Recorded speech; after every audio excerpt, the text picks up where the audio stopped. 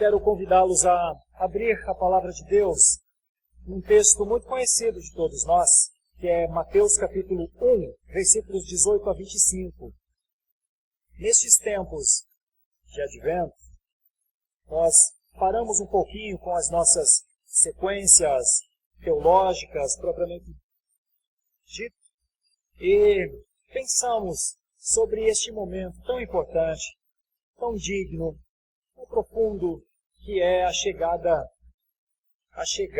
do Filho de Deus, o nascimento de Jesus Cristo. Como eu disse no começo do nosso culto, nós que não somos e não queremos, e acho que nunca seremos, influenciados por estas ondas de natais, tantas formas de Natal, que na verdade, no fim mesmo, não apresenta o menino Jesus, apresenta muitas outras coisas, apresenta a festa, apresenta as luzes, apresenta todos os símbolos modernos, apresenta símbolos americanos como o Papai Noel, apresenta símbolos europeus como a árvore de Natal, apresenta símbolos como do que se chama de espírito do Natal, e símbolos que são colocados, a gente entende e respeita, em alguma medida compreende o porquê, na maioria dos casos o porquê é comercial, a maioria é uma data que não é mais uma data religiosa propriamente dita. O Natal é de todos, mas este Natal de todos é um Natal que Jesus não está. Ou se está, quando está numa escultura, numa desobediência à ordem de Deus, de não fazer nenhum tipo de escultura, nenhum tipo de imagem. Está pendurado um anjo aqui, outro ali, em alguma árvore de Natal, numa desobediência. Aquilo que o Senhor, mesmo em outros símbolos que não são propriamente religiosos, mas a palavra diz que não era para fazer nada, não era para fazer nenhum tipo de escultura, nada. Então veja como o Natal está descaracterizado. E a nossa ênfase em uma igreja protestante é sempre trazer à luz da igreja o verdadeiro sentido. E nestes tempos, nos lembrar a nós mesmos, ei, o menino nasceu. Mas que menino, diria o mundo, não é? Mas qual é o menino que nasceu? Talvez alguém dissesse, onde está escrito isso? E a gente diz, em Isaías. A gente lê, está lá em Isaías. Talvez alguém perguntaria no mundo hoje, Isaías? Quem é Isaías? E a gente diria, um profeta que profetizou a vinda do Filho unigênito do Pai. E alguém diria, isso é importante? Isso para que serve? Deixa eu comemorar meu amigo secreto na empresa, em paz. Deixa eu comemorar a minha festa que eu programei para curtir esse final de ano. Estou pensando mais nas minhas férias de janeiro. Tudo bem, mas eu só quero lhes dizer que esse é o mundo que nós estamos vivendo. Esse é o tempo que nós estamos vivendo. Um tempo que, infelizmente, contra todas as expectativas lógicas de um povo que tem uma formação. Tudo bem, em termos de Brasil, somos uma nação nova, só 500 anos.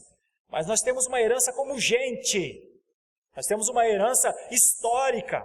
Tudo bem que nos tempos atuais nós quase nem sabemos o nome do nosso avô, bisavô, tataravô, então já se perdeu. Não é muito da nossa cultura. Não é muito da nossa cultura pensar nessas coisas mais densas, mais longas. Cada vez mais as culturas estão ficando softs, descartáveis. Chegará um dia, e piorará provavelmente, chegará um dia que nos perguntaremos e ninguém terá a resposta de onde viemos e para onde vamos. Contudo, nós os cristãos somos chamados a coisas mais profundas. Somos chamados a relembrar a história de sermos um povo. Tudo bem, nós somos gentios, via de regra não somos judeus, mas Jesus Cristo veio para tornar a Israel, que até então era a Israel étnica, genealógica, na Israel da fé, no povo da fé. Ora, como seremos o povo da fé? se não for através deste menino? Mas que menino, Romundo diria? Aquele que Isaías profetizou. Mas e Isaías? E eu com Isaías? Bom, enquanto o mundo caminha nessa toada, vivendo de amigo secreto em amigo secreto no Natal, vivendo de símbolos e novos símbolos criados, nós, o velho povo de Deus, nós, o histórico povo de Deus, sabe que existe um Isaías e que profetizou de Jesus. Sabe que não só existe um Isaías, mas existe um Jesus que foi profetizado por Isaías. Sabe que isso não é um mito, não é uma história, isso não é um intento apenas de tornar o cristianismo uma coisa bonita, singela, afinal de contas, fala-se que ele não é que até nasceu numa manjedoura? Gente, que humildade! Olha, nosso intento não é falar ao mundo da humildade de Jesus. Nosso intento é falar que ele é Salvador. Nosso intento é falar que Deus quis humilhar os poderosos nisso. Mas os próprios poderosos dos dias atuais dizem: que linda a humildade de Jesus, nascer numa estrebaria, admirável, mas não toca no meu dinheiro, não toca nos ramos da minha empresa, eu sou eu. Jesus é esse que os crentes inventaram. Mas nós, o velho povo de Deus, sabe que isso não é uma história inventada. Nós, o povo de Deus que tem uma origem de fé, uma origem que nos mantém hoje de pé, graças à fé dos antigos, que foi passada de geração em geração. Sabe que essa não é uma história para adornar uma filosofia, até porque o cristianismo está muito além de uma filosofia. Nós falamos de verdades, nós lemos nas Escrituras fatos que aconteceram, ainda que a nossa mente não consiga chegar na profundidade do que o texto diz, mas pelo Espírito cremos que foi assim que aconteceu. Esse texto que eu vou ler agora, se você não tem fé, você não crerá nesse texto. Você achará que isso tudo não faz sentido. Se você não tiver a fé que foi entregue aos eleitos, você acompanhará a leitura comigo, ou se não estiver com a Bíblia, ouvirá, mas não fará nenhum sentido para você. E eu não posso fazer nada por você, porque o Espírito Santo faz ou ninguém faz. Só o Espírito Santo de Deus nos convence das coisas que são as certas, das coisas envolvendo juízo, envolvendo pecado. Só o Espírito Santo de Deus. Por isso, veja que momento, ao ler o texto bíblico, se o Espírito quiser convencer, talvez possa convencer pessoas que não conseguem acreditar no que eu vou ler. Mas se o Espírito Santo, por sua infinita sabedoria, quiser fazer, eu sei que ele tem poder para fazer. É a minha oração. Mas quem faz não sou eu, é ele. Veja o texto que eu vou ler. Conhecidíssimo de ti, mas dificílimo de entender. Sem fé. Só com fé. Ora, o nascimento de Jesus Cristo foi assim. Estando Maria, sua mãe, desposada com José, sem que tivessem antes coabitado, achou-se grávida pelo Espírito Santo. Mas José, seu esposo, sendo justo e não a querendo infamar, resolveu deixá-la secretamente. Enquanto ponderava nestas coisas, eis que lhe apareceu em sonho um anjo do Senhor, dizendo: José, filho de Davi, não temas receber Maria, tua mulher, porque o que nela foi gerado é do Espírito Santo. Ela dará à luz um filho, e lhe porás o nome de Jesus, porque ele salvará o seu povo dos pecados deles. Ora, tudo isso aconteceu para que se cumprisse o que fora dito pelo Senhor, por intermédio do profeta, que é Isaías. Eis que a virgem conceberá e dará à luz um filho, e ele será chamado pelo nome de Emanuel, que quer dizer Deus conosco. Despertado José do sono, fez como lhe ordenara o anjo do Senhor, e recebeu sua mulher. Contudo, não a conheceu, enquanto ela não deu à luz um filho, a quem pôs o nome de Jesus. Afinal de contas, filho de Deus ou filho de Davi? Diante do nascimento de João Batista, alguns perguntaram, quando João Batista nasceu, o que virá a ser este menino? Quem será este menino? Mas diante do nascimento de Jesus, a pergunta é outra. Quem é esse menino? Mais do que o que virá a ser esse menino, quem é? De onde ele vem? Como ele está aqui? E a mente humana tenta explicar, não consegue. Os primeiros 17 versículos do Evangelho de Mateus estabeleceram a posição humana de Jesus como legal descendente de Davi, o grande rei do Antigo Testamento, e de Abraão, o grande patriarca que o povo judeu conhecia muito bem. Porém, os versos seguintes mostram que ele é muito mais do que um herdeiro do trono de Davi, do que alguém que está na história do povo judeu, é muito mais. Esses versos descrevem o nascimento de Jesus como Filho de Deus. Se Jesus tivesse apresentado-se apenas como um filho de Davi, possivelmente teria sido aceito pelo povo da sua época.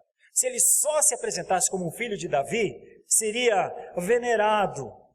Mas desde que reivindicou, e Jesus reivindicou, uma posição divina, então ele já não foi mais aceito por ninguém. Se Jesus for sempre humano, só histórico, todos aceitam, todos admiram.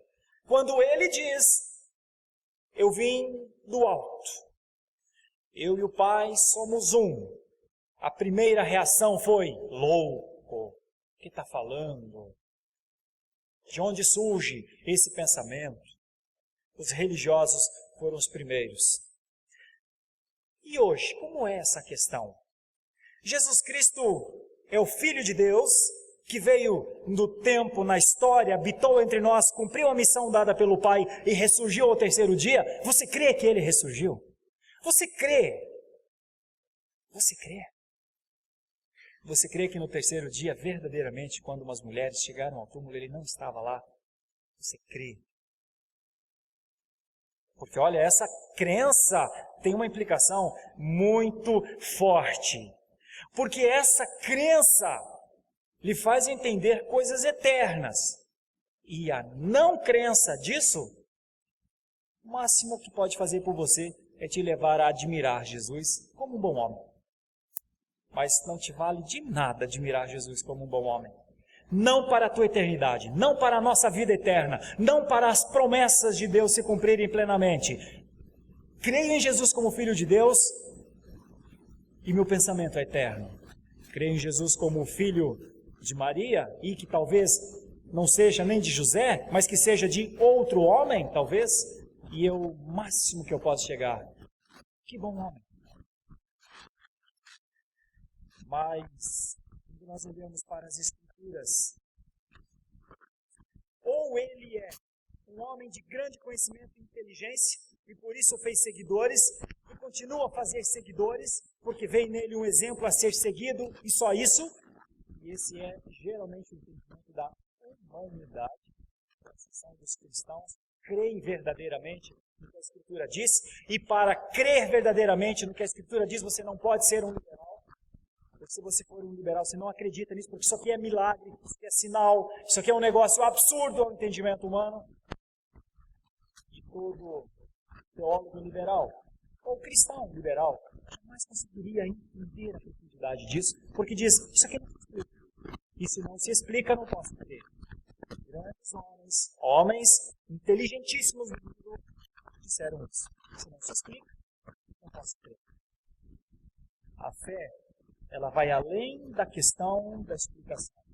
Alguns estão dispostos a aceitá-lo como esse mestre, um líder, e até como o maior homem que já viveu. Mas apenas isso. Um homem.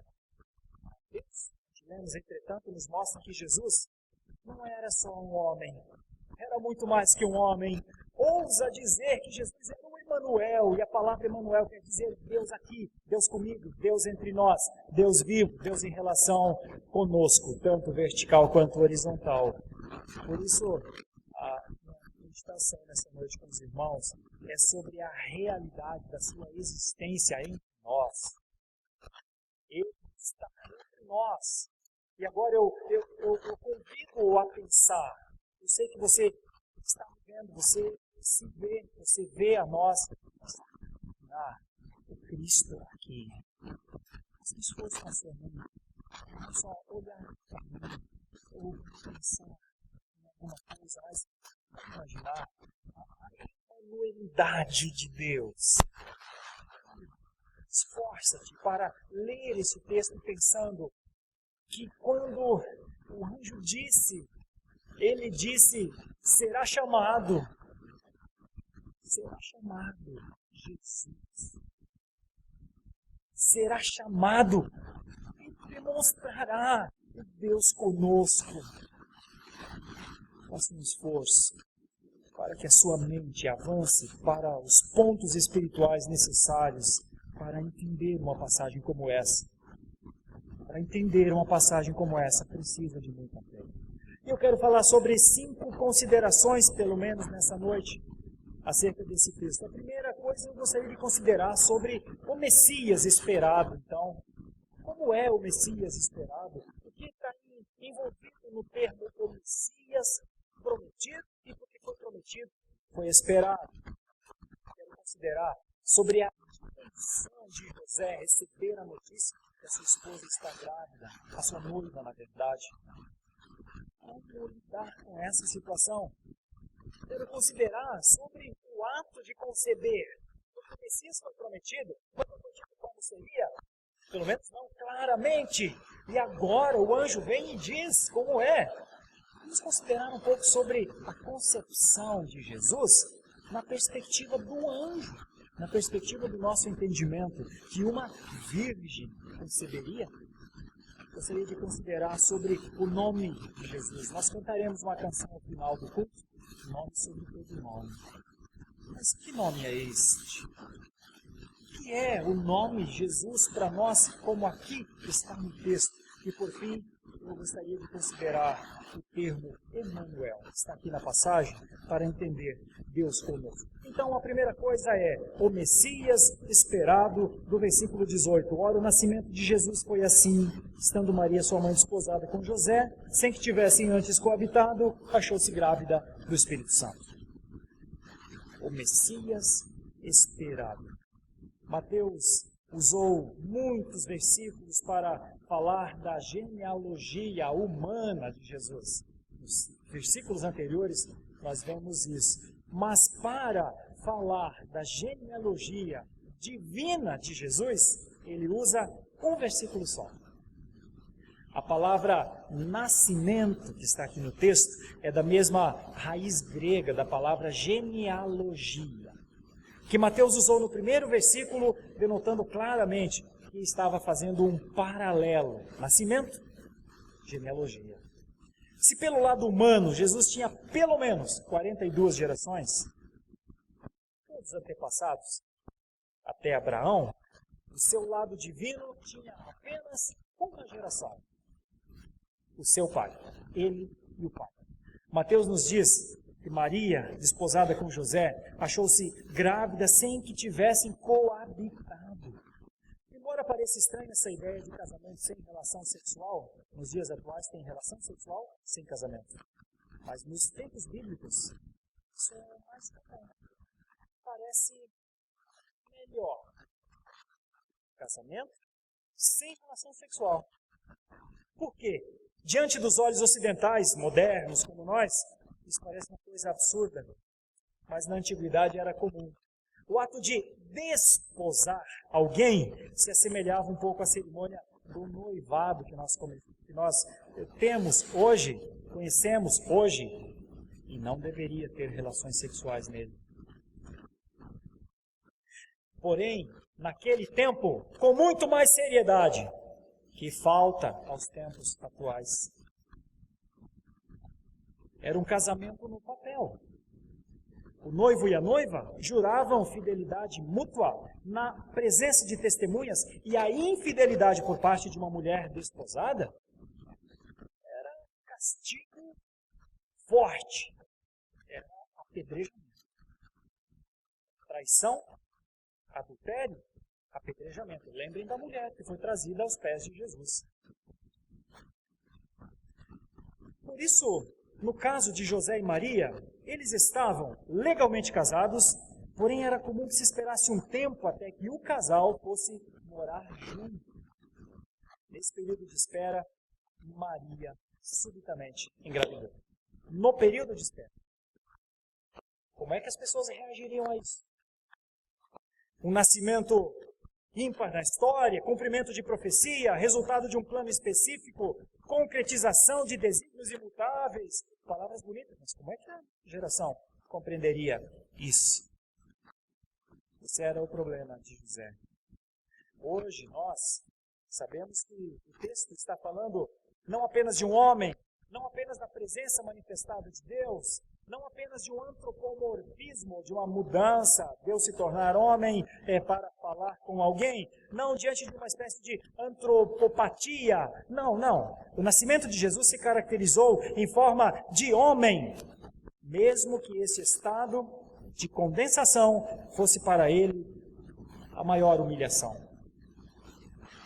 Havia uma missão. Nasceu o Messias esperado porque havia uma missão de Deus. As gerações compreenderiam isso?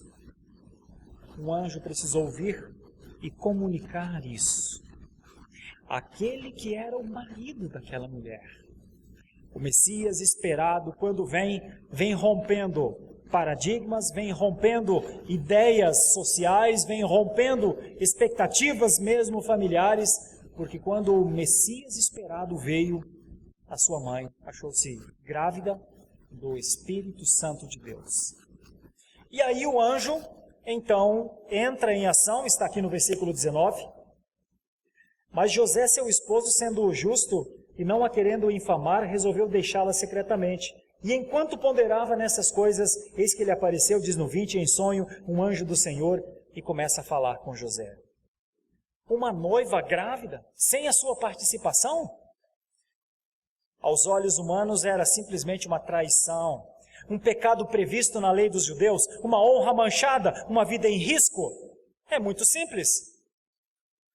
É unânime. A sentença a ser pronunciada é apedrejamento, vergonha, punida com a maior das penas, pena de morte.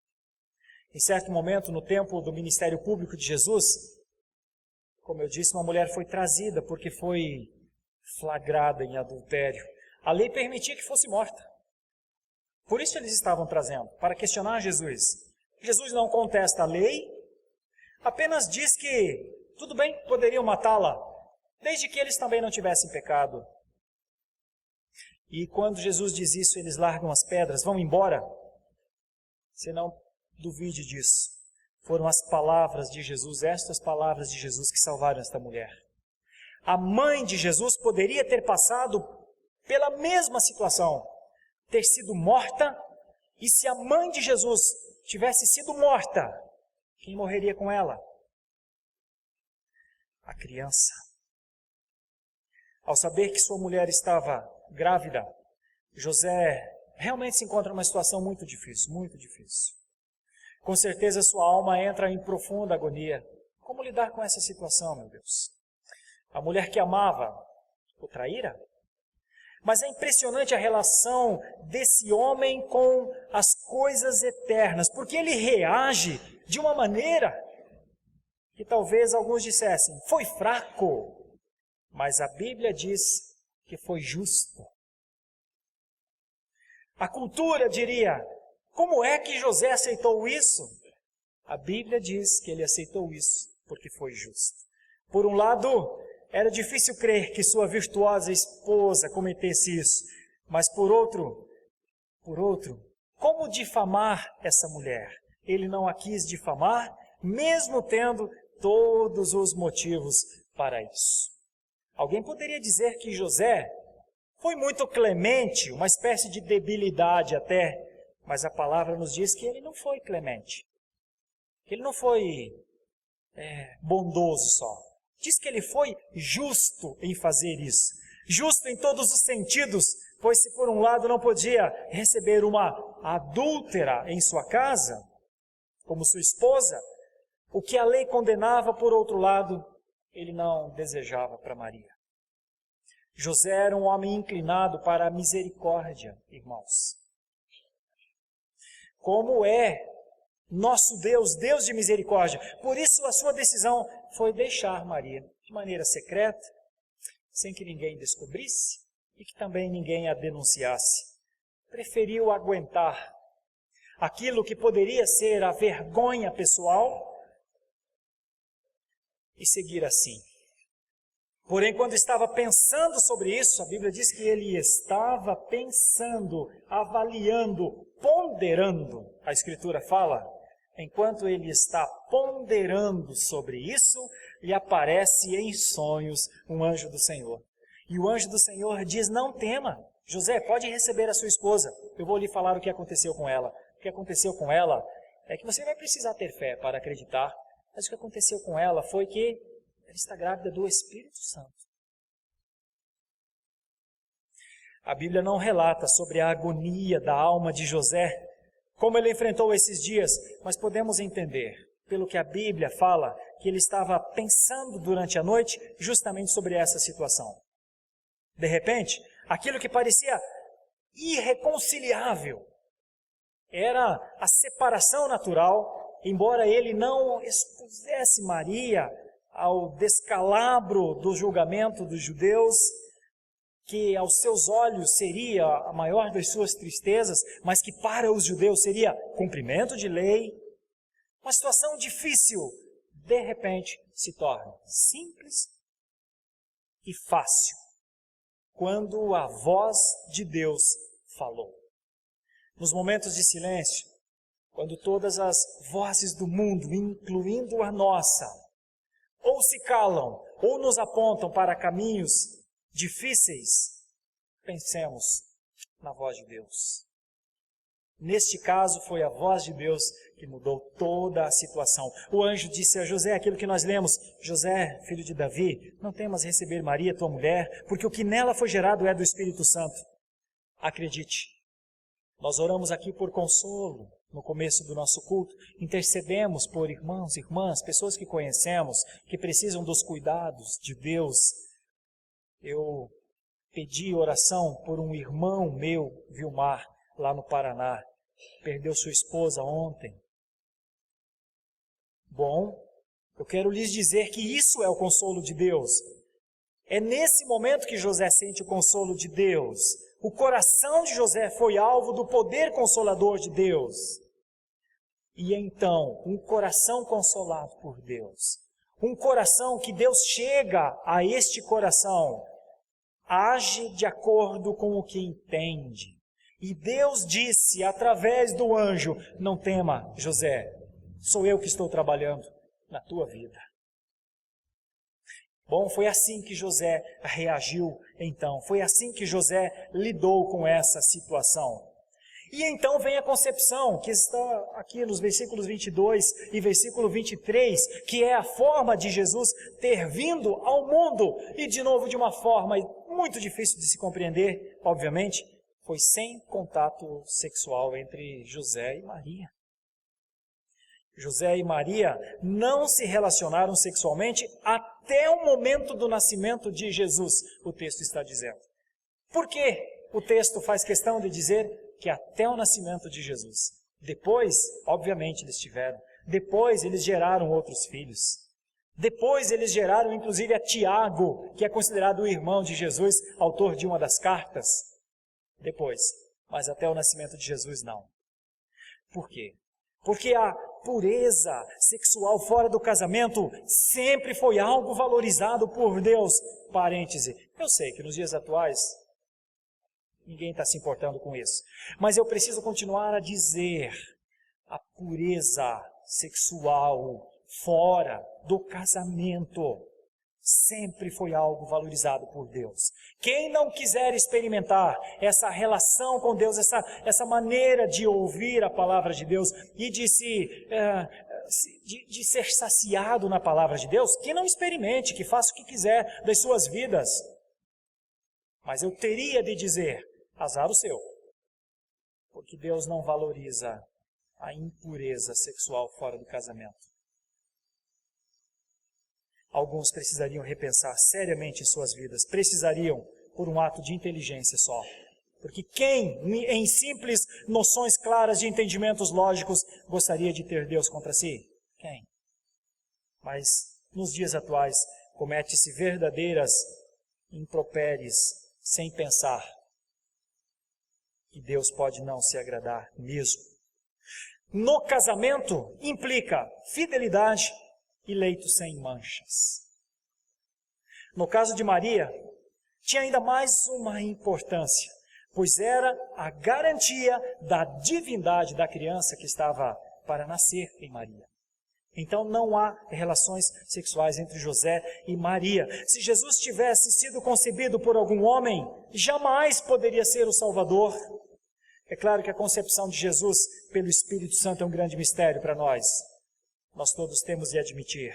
Não temos palavras para explicar esse evento, não adianta fazer uma exegese não explica. Sem fé, não adianta a melhor exegese. Assim como não sabemos explicar como Deus pôde criar o mundo do nada, não resolve ser expert em hebraico ou expert em grego para um mundo que não crê num Deus que está além das línguas.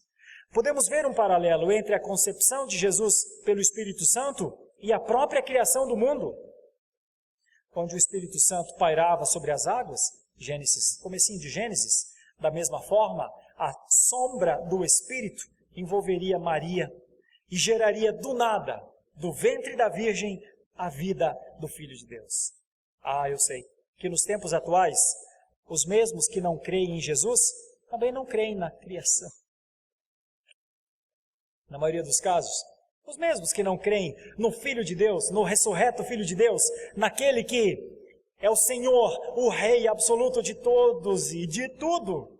Obviamente, os mesmos que não creem em Jesus, também acham que o homem veio do macaco, também acham que tudo vem de uma evolução, que preferem acreditar na estultícia de que uma explosão gera um mundo organizado da forma como está, porque tem que ser muito louco para acreditar nisso. Tem que ser bem louco, especialista em ser louco para acreditar.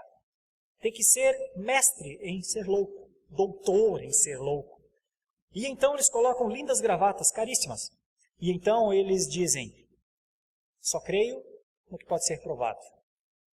E eles dizem que o mundo veio de uma explosão e que o homem evoluiu. Pobre gente. Pobre gente.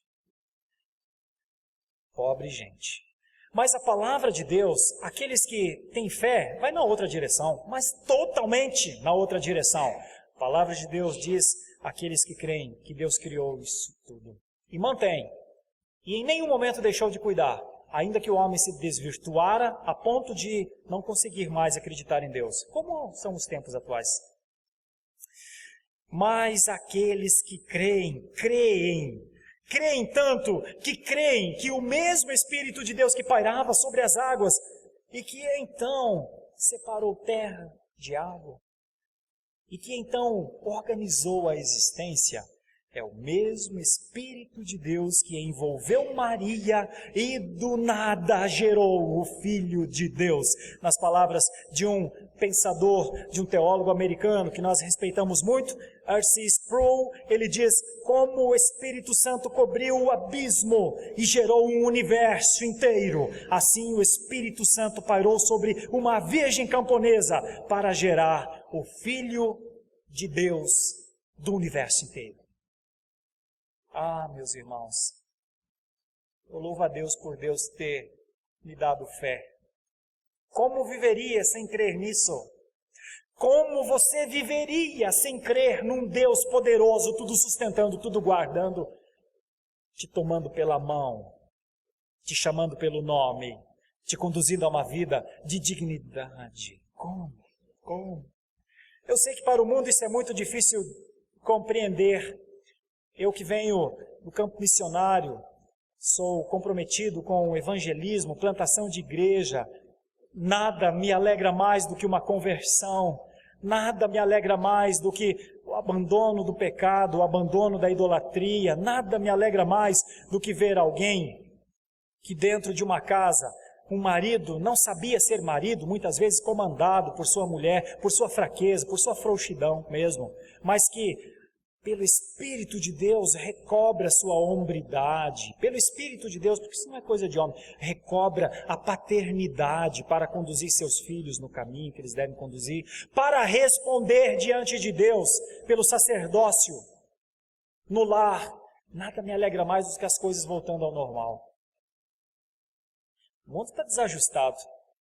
Para um missionário, para um teólogo, para um cristão, porque eu precisaria ser isso, mas para um cristão, coisa linda é ver um trem descarrilado voltando ao trilho, um carro desgovernado voltando à estrada, a existência desajustada voltando ao ajuste. Para o mundo, isso é muito difícil compreender, eu reconheço. Por isso que é muito difícil para o mundo compreender nascimento virginal. Ilógico, irreal, fantasioso, é assim que acham que somos. Ainda que o mundo não acredite no nascimento virginal de Jesus, ou seja, que nasceu de uma virgem, a Escritura diz que foi assim. Enquanto cientistas deste século ou estudiosos de qualquer século que vier falar o que quiser, eu ainda prefiro ficar com isso que foi escrito por aproximadamente 1.600 anos, por aproximadamente 40 pessoas, e que ao longo deste tempo todo mantém uma identidade harmônica, e tudo leva a crer, tudo na Escritura aponta para isso, que Jesus nasceu assim. Vou continuar crendo na Bíblia, apesar dos homens especialistas, doutor, pós-doutor, em loucura aos meus olhos, insistirem que isso aqui não presta, não existe, não serve para nada. Prefiro ficar com o que a história me dá, do que ficar com o devaneio de alguém que acha que consegue interpretar os caminhos de Deus. A Escritura fala de Deus, não os homens. Por isso eu entendo o que não pode ser entendido. Achar que Jesus nasceu de Maria, virgem, é para crente mesmo. Contudo, a própria vida de Jesus aponta para isso. Certa vez, um cético, quando eu falo cético é ateu, é anticristão, é raivoso de cristão, coisa assim. Numa tentativa de levar um cristão a duvidar do nascimento de Jesus, como da Virgem Maria, ele disse assim: se eu dissesse que aquele menino ali nasceu de uma virgem, você acreditaria? E então esse cristão disse: se ele tivesse uma vida igual à de Jesus, eu acreditaria. A maior prova do nascimento virginal de Jesus é a sua vida, absolutamente perfeita e sem pecado. Ao contrário do que se pensa, a ideia do nascimento virginal não era algo tão inimaginável. Em Isaías capítulo 7, 14, como nós lemos, havia uma profecia sobre o nascimento de um menino de uma virgem. E lá em Gênesis, a promessa de Gênesis 3,15 fala do descendente da mulher. Por que será que é do descendente da mulher?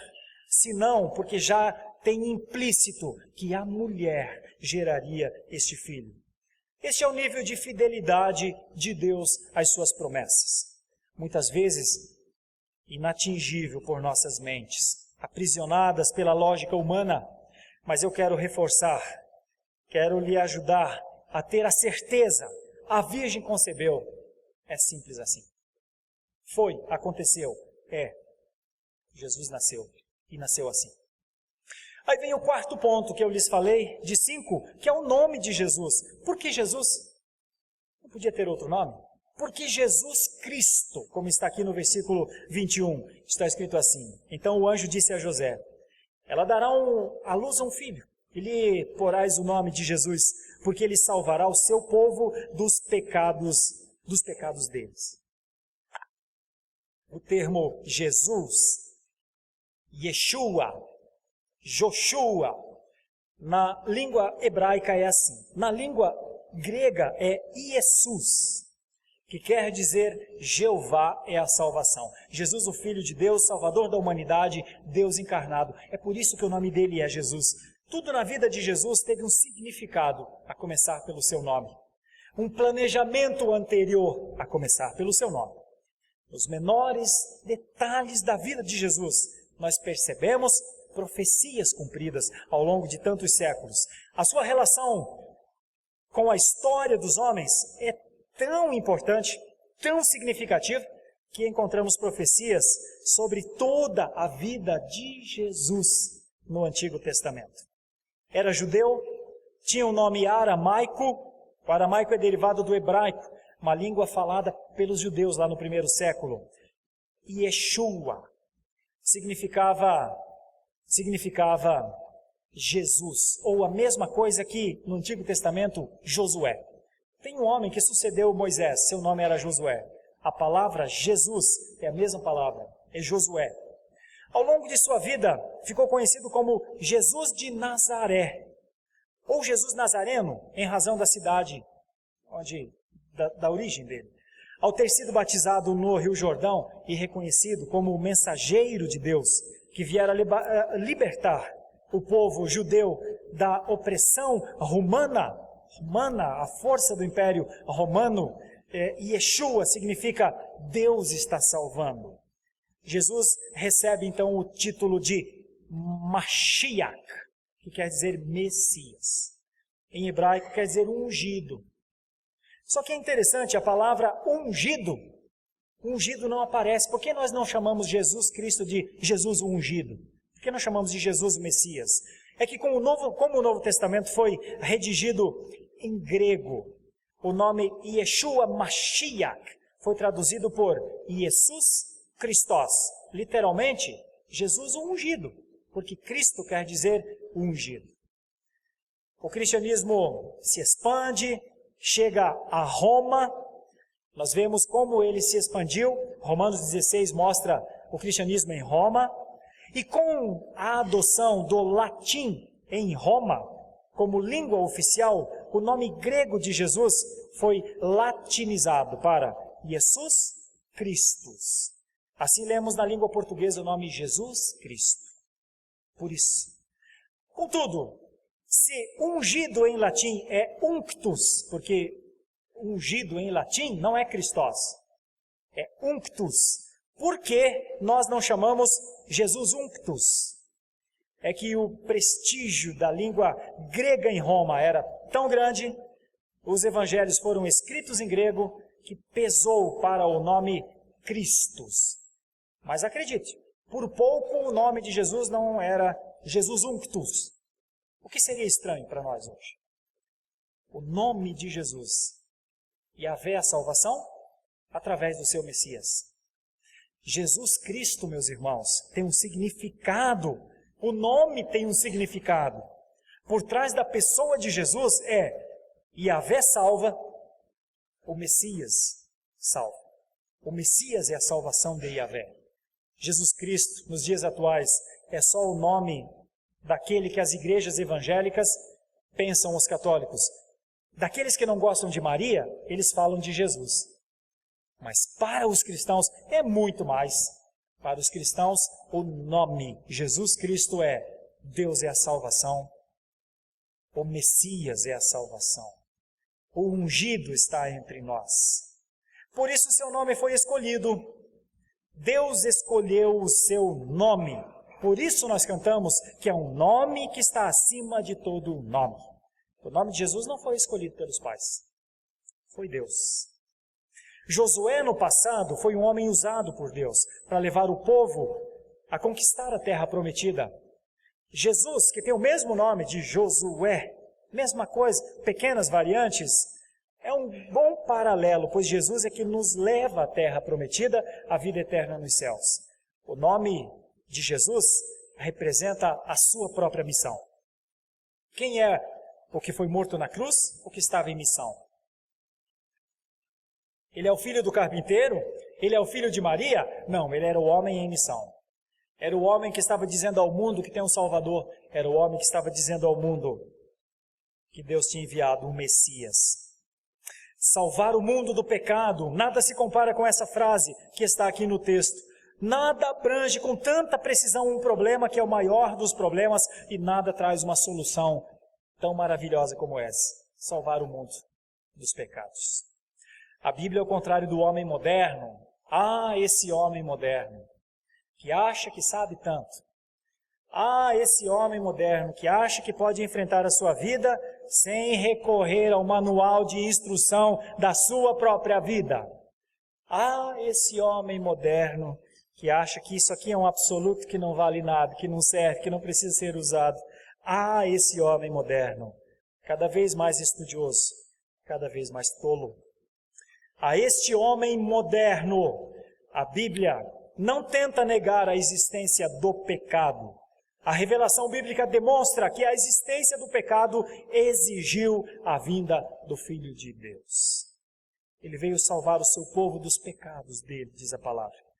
Pois não havia nada tão prejudicial ao homem e ao mesmo tempo nada que este fosse tão incapaz de realizar por si mesmo do que se salvar. Jesus Cristo, este é o nome. Para o mundo incrédulo, eu sei. Para o mundo que zomba de uma pregação como essa. Para o mundo que ridiculariza. Para o mundo que quando essa exposição for para os canais de mídia, os ateus se levantarão e falarão: meu Deus, como alguém pode ouvir isso e acreditar?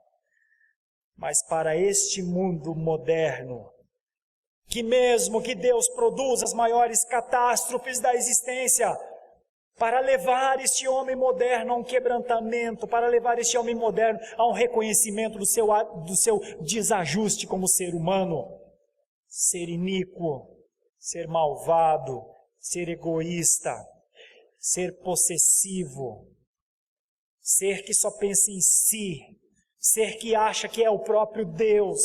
Ainda que este mundo moderno viva assim, os cristãos dizem que o menino nasceu. E nasceu na manjedoura. E nasceu para humilhar esse tipo de pensamento. Nasceu para humilhar aqueles que não querem ser humilhados. Eu fico pensando como será a humilhação no final destes iníquos. Mas você não estará entre eles, meu irmão, por fé.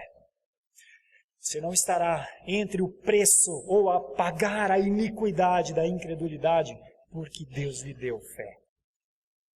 Por isso tem que ter fé. Por isso você não pode sair dessas portas, se entrou nessa igreja sem fé, você não pode sair dessas portas sem pelo menos falar: Senhor, se é verdade o que esse pastor está falando, põe fé em meu coração para acreditar. Porque se eu estiver falando a verdade aqui, você precisa de fé. Senão você não entenderá isso aqui. E terá de ser contado entre os iníquos que não creem nisso aqui. Por fim, vem a, talvez, coisa ainda mais complicada de entender, que é: como é que Deus se faz conosco? Como é que Deus chama o seu Filho de Emanuel, Deus conosco? Nos dias atuais, queridos, se questiona até a existência de Deus. Deus existe mesmo? Como Ele é? Onde Ele está? Perguntam. Como falo com Ele? Quando entendo que Ele fala comigo? Perguntam. Desde os tempos antigos, o homem tem crido que Deus existe. E tem imaginado para si as mais estranhas formas para descrever Deus. Não existem povos que não tenham alguma coisa a qual eles identificam como um Deus. Há no homem uma vontade de contemplar algo superior, que é Deus. Contudo, a idolatria, que se caracteriza principalmente pela adoração à imagem, vem disso certamente, de tentar achar Deus.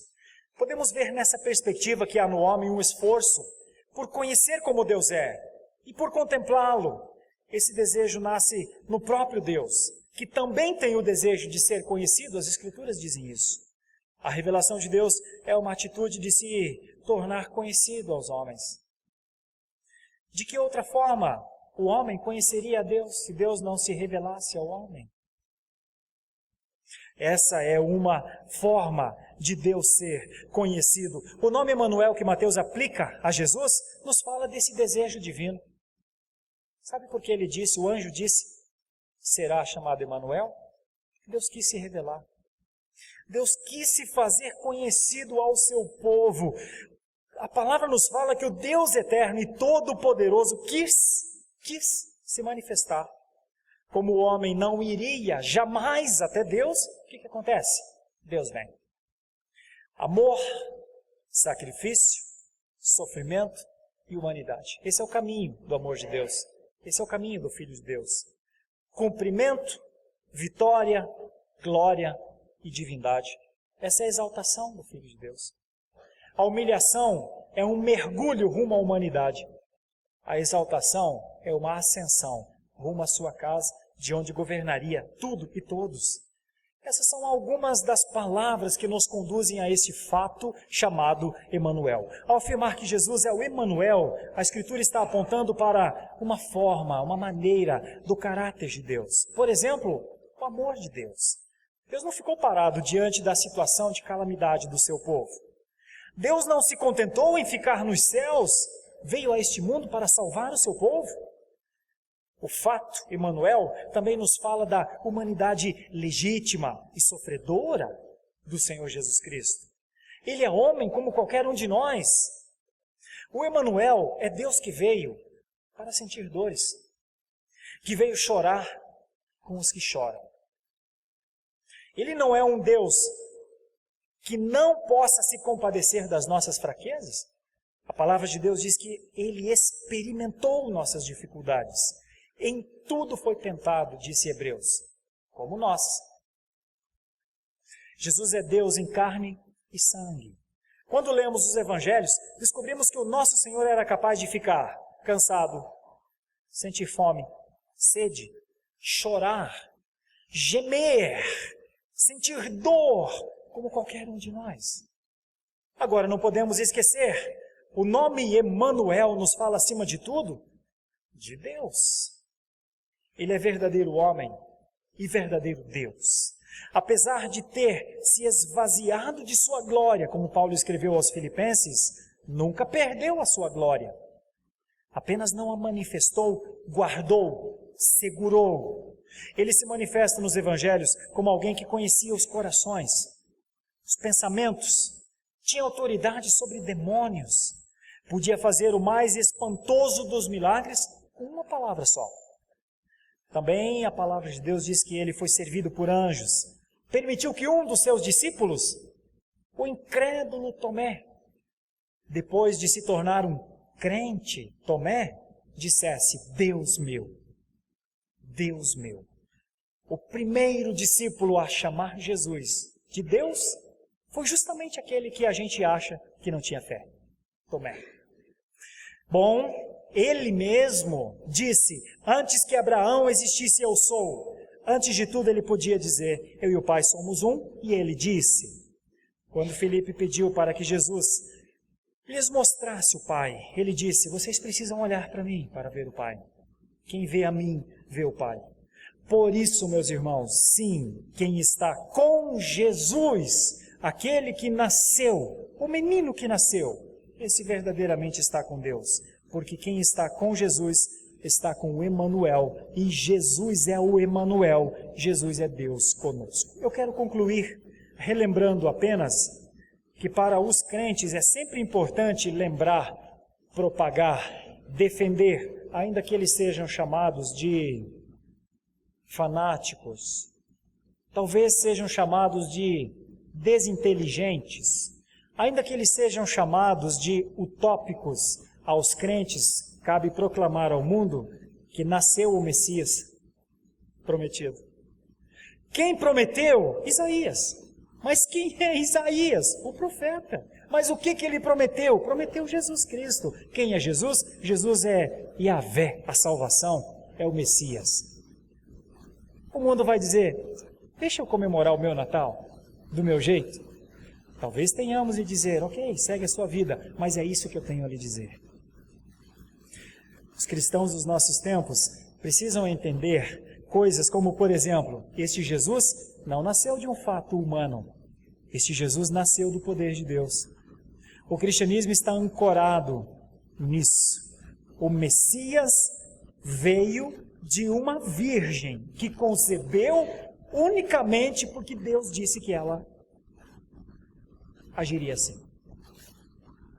Tanto é que hoje, quando se adora a mãe de Jesus, é uma total incongruência. É uma total perda de sentido de quem ela é. Ela era uma mulher que nós admiramos, que nós gostamos muito, que abraçaremos lá no céu, que está no céu, mas que não intercede por ninguém, não é deusa. Essa forma de interpretar Maria como assunto aos céus, deusa, é uma interpretação equivocada, é uma perda da noção das línguas originais, mas nós, os cristãos, não a adoramos, não a veneramos. Ela não é mediadora, mas ela é nossa irmãzinha querida. E um dia nós a abraçaremos, porque ela foi mãe do nosso Senhor. O nome do Filho de Deus é Jesus, não por acaso. Não porque é bonito. Não foi escolhido por Maria, não foi escolhido por José, foi escolhido pelo seu pai. Seu pai disse será Jesus. E a sua vida comunicará a sua missão. E a sua missão é me tornar, me levar para a vida das pessoas. É Deus conosco. Que Deus possa nos dar da sua graça para passarmos um bom Natal. Mas o melhor dos nossos natais não é pelos símbolos do Ocidente. O nosso melhor Natal é contemplando a singeleza do menino Jesus. Nasceu, como lemos aqui, para que você tivesse um Redentor. Dá para comemorar? Claro que dá. Dá para celebrar? Sim, obviamente dá. Mas talvez não com as metodologias natalinas atuais. Talvez com oração, com introspecção, talvez gastando tempo em meditação, talvez procurando entender um pouquinho mais o que é essa bondade de Deus de trazer o seu Filho por nós, pecadores como somos, não é? Mas ao mesmo tempo, depois que cremos, nos tornamos a alegria do nosso Deus. Porque devolvemos a Ele honra, admiração, glória, excelência. Curvamos nossas frontes, choramos na presença do Senhor, reconsideramos nossos pecados, reconsideramos nossos atos promíscuos, reconsideramos nossos atos de adultério espiritual, reconsideramos nosso distanciamento de Deus e voltamos à sua presença. Tudo porque o menino nos nasceu. O seu menino nasceu.